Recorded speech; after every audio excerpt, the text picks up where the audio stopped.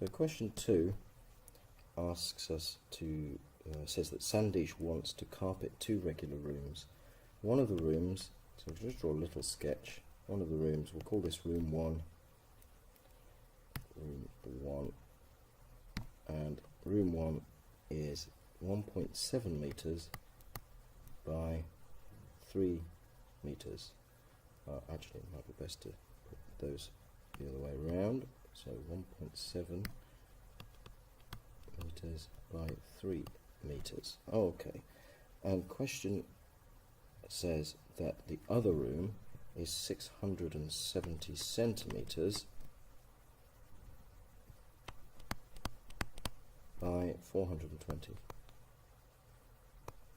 centimeters. Okay, and we're going to call that room number 2. So let's have a look at the areas now of these rooms. So for area number 1, the area is clearly an area of a rectangle, which is length times breadth. So we do 1.7 times 3, and then we're going to have meters times meters, which is meters squared. And this is, of course, 5.1 meters squared. So that's area 1. Area 2 is the more complicated one. We need this in meters squared. It's in centimeters at the moment. So the area of this is 670 centimeters times 420 centimeters. So the centimeters times the centimeters is centimeters squared.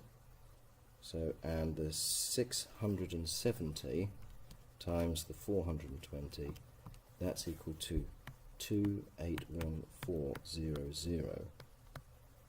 We've got centimeters squared going on here. Okay, so we need to convert that to meters squared, because it says in the question, how many square meters of carpet will she need? So I'll just put that up there for a second. So let's convert this centimeters that we have here into meters to start with. So this is 281400, and then we've got a centimeter is 1/100th of a meter. So those two red boxes are the same. This is what we did on the video that you watched, and we square that. So there's our 281400. Now we square out the 1/100 to get 1/100 squared, and 100 squared is 100 times 100, which is 10,000. And on the numerator, we multiply out the meters with the square to get meters squared. So now we just do the division. So if we do this, we're going to, first of all, we can cancel a couple of zeros, and then we're dividing by 2814 with 100, which of course is 28.14. Move the decimal place twice to the left, and meters squared. Now that's not the final answer. The final answer is both carpets added together. So let's say that 1 plus 2, the area of 1 plus the area of 2, that's 5.1 meters squared from the first carpet and 28.14 meters squared from the other carpet. And if we add those together, 28.14 on the calculator here, 5.1 is 33.24 square meters. And that's the answer to the first question. Question 2. So question 3 says 1 litre bottle of squash says to dilute 25 centimeters cubed of squash with half a litre of water to make 1 glass. So, and then it says the first part A, is to how many glasses of squash can you get from this bottle? Well, the first thing is a litre. 1 litre is 1,000 centimeters cubed. and we dilute 25 centimeters cubed to get a glass of water. So we need to see how many glasses. So the number of glasses in the bottle is 1,000 divided by 25. Okay? Which is 40 glasses. Okay, so that's the first part done. Part B, what is the total volume of one glass of squash in centimeters cubed? Well, if you think about it, the glass contains half a litre of water, so we've got 0.5 litres, plus the 25 centimeters cubed of diluting squash.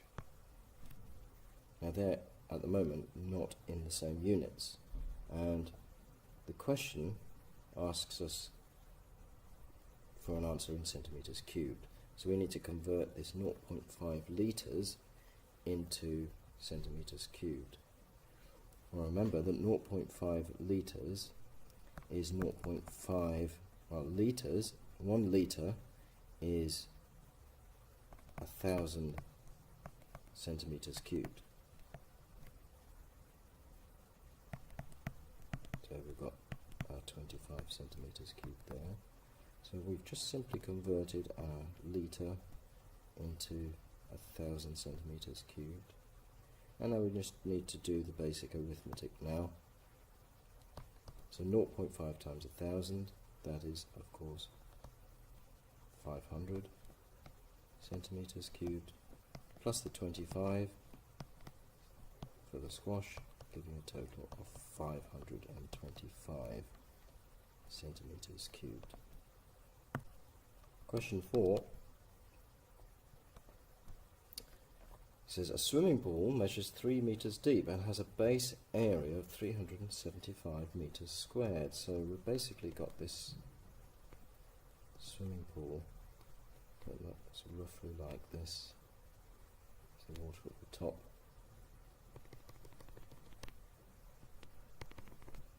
This area here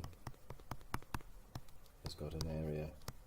This is the sort of the bottom of the rectangular pool, or the top, come to that, and that is 375 meters squared, and the height of the swimming pool, or the depth, is 3 meters. A little sketch there. You don't have to do a sketch, but sometimes helps when you're answering questions.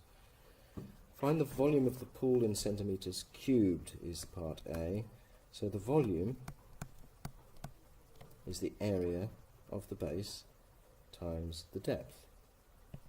So that's 375 meters squared times 3 meters. So now we multiply the numbers together. So first of all, 375 times 3, that's 1125. And now the meters squared times the meter. So we'll just multiply this meter squared with this meter, and that is meters cubed. And we also know that because volume is meters cubed. Right, but the question says find the volume in centimeters cubed. So we need to carry on and do 1125. Now, what is a meter? A meter is 100 centimeters. Sorry, I beg your pardon. 100 centimeters cubed. So we're basically taking our meter and converting that into 100 centimeters. And now when we cube this red box, we need to remember to cube each part of it. So we cube the 100, which is 100 times 100 times 100, and we cube the centimetre, which is centimetres times centimetres times centimetres, which is centimetres cubed.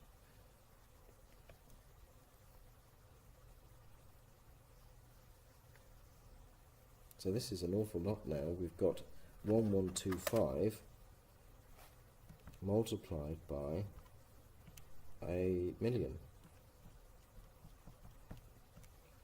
So that's quite a large number, 1125 with 6 noughts at the end.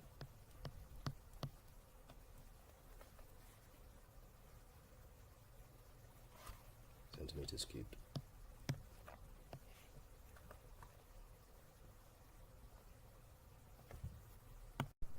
Question 5 says, a brand of coffee powder is sold in cuboid packets with dimensions 20.7 centimetres by 25.5 centimetres by 10 centimetres. So there's a little drawing of the coffee, roughly in some sort of cuboidal fashion, and this is 25.5 centimetres here, 20.7 centimetres here, and this distance is 10 centimetres. Part A says a volume of 0.003 metres cubed of coffee powder has already been used. What volume in metres cubed of the coffee powder is left? So the first thing we need to do is to work out the volume of the cuboid, the coffee when it was full. So the volume of the packet, and the volume is length times breadth times width, so 25.5 centimetres times 20.7 centimetres times 10 centimetres. Now we multiply the numbers together first of all, so we're doing 25.5 times 20.7 times 10, doing it on the calculator, that's 5278.5. Now we're going to multiply the centimetres with the centimetres with the centimetres, this one, and this one, making centimetres cubed.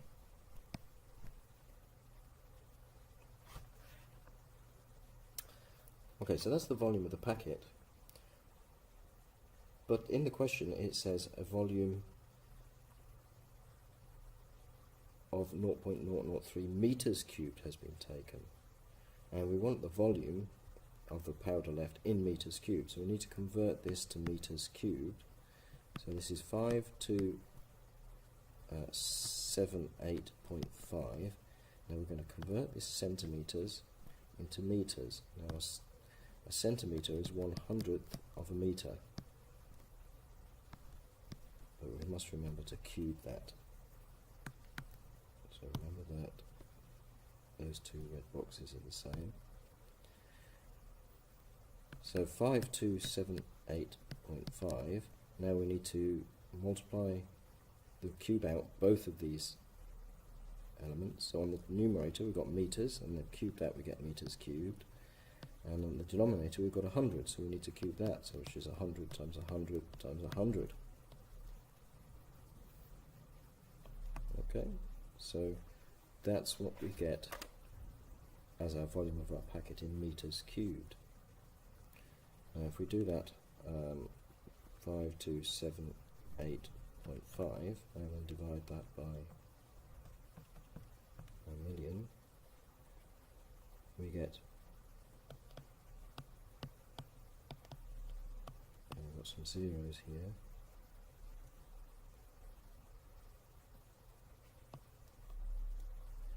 we get 5.2785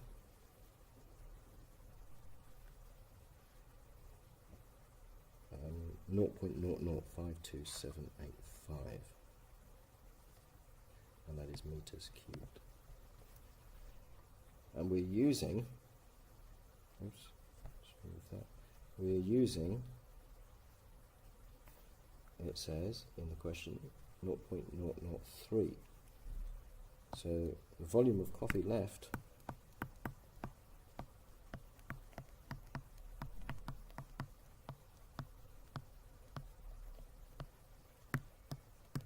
is what we started with, 0.005275 minus our 0.003.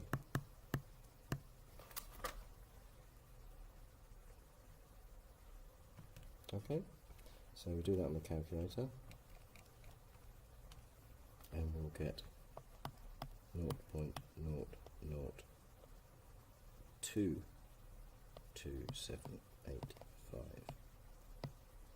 meters cubed.